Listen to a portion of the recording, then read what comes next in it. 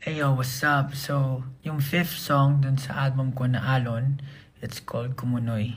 I think ito yung pinaka-personal na kanta para sa akin kasi sinulat ko tong kantan to nung nasa point ako in my life na sobrang down na down ako sa life. Parang yung situation ko nito is parang sumuko na ako sa lahat. And yung pinaka-backstory niya, syempre kasi galing kami sa training.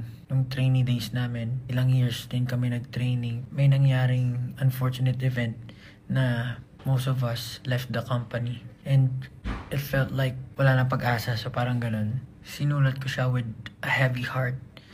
And hindi ko siya na-release agad. Parang yung pakiramdam is I was trying to push away people and trying to solve everything by myself. Pero the more I fight, parang mas lalo akong lumulubog. So, parang same feeling na pinibigay nung Kumunoy na the more you fight, the more you